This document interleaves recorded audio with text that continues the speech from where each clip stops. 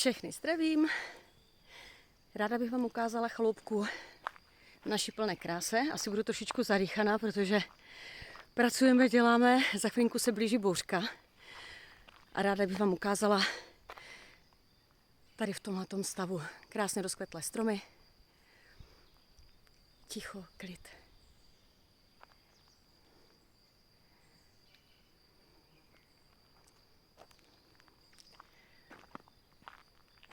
Tak, teďka jdu po příjezdové cestě. Tady je naše velikánská zahrada nad chaloupou.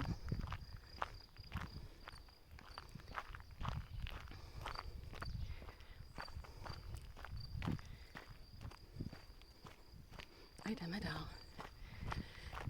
Zásoby dřeva, parkovací stání, to je velice důležité pro několik aut. Zpevněné. Takže nehrozí, abyste se tady někde pachtili v báně. Tak, jdeme dál. Tady je příjezdová stodola, dřevník. Naše další zahrádka před chaloupkou s nádhernými výhledy.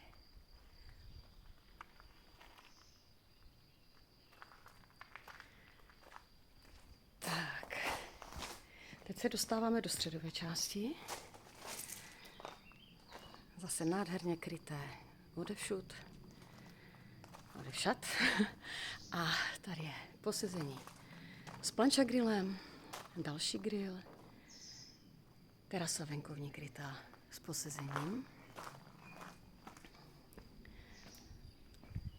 Tak, tady se po chodníčku dostaneme k lavičce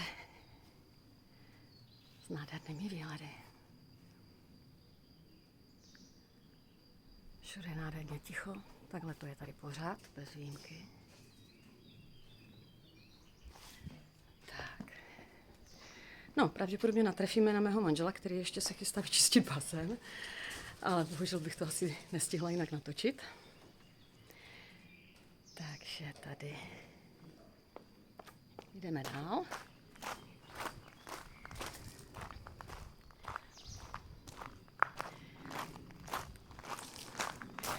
No, zde je krytá stodola, ve které máme spoustu věcí na hraní a zábavu a na sport, jako je tady pingpongový stůl, nový, jak to říci, stůl 3 v 1, ve kterém je airhokej, biliard a také další pingpong. Potom tady máme fotbálek, ukážu vám ještě samozřejmě další hračky pro děti, nějaké odrážedla, letadýlko, balóny a tak dále. Tady je spousta věcí, které dětičky určitě rádi využijou, včetně různých nafukovacích potřeb a záležitostí, vlastně, které jsou do bazénu a různých sportovních věcí a báboviček, různých serpetiček. Tak, tady je další venkovní kuchyň s novým grillem a s dalším grillem tedy, která je úplně plně vybavená stejně jako vlastně 2 vnitřní kuchyně. Tak, takže no a tady se dostáváme do zadní části, kde máme teďka zase nově povlečenou trampolínu. Doufám, že vnímáte stejně jako já to ticho a ten klid. Jenom zpívání ptáčku. Dětské hřiště pro děti. Jsou tady kuželky. Lezecká stěna, prolezačky, hřiště, no a můj manžel. Tady máme nově povlečenou, teď jsme to dodělávali, nově povlečenou postýlku zahradní, 2 slunečníky, které jeden z nich je úplně plně krytý přes polovinu bazénu, aby malé děti, aby na ně nesvítilo sluníčko. Tady máme zázemí wellness, horký sud, saunu a už se tam dostanu. A další lavičku s posezením, abyste viděli na děti.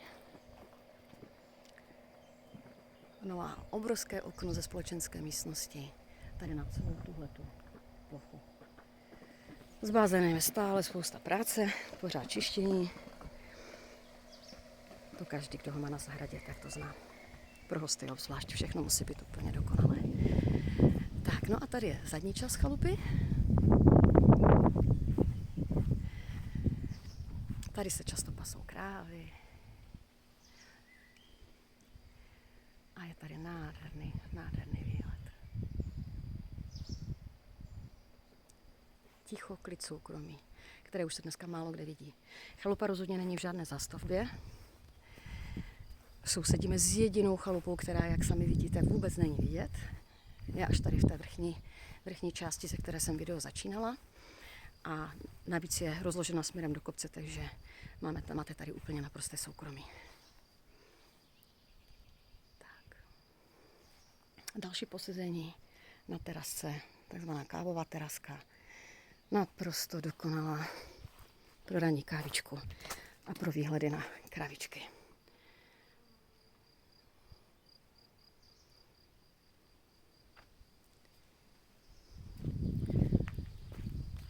Tak, tohle video není rozhodně nějakým způsobem připravené, byl to nápad teď, jsem si říkala kdy jindy, zase se tady dostaneme až za nějakou dobu a zrovna když ještě dokud vyšlo počasí a jsme tady sami,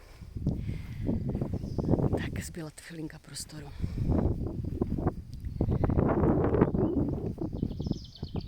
Pokusím se dnes udělat ještě video vnitřních částí. Doufám, že nás nezastihne teda nějaký velký déšť. Tak jo, těšíme se na všechny hosty.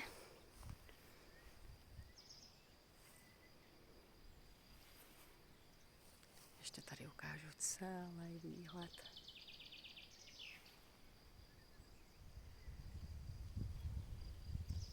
Znovu.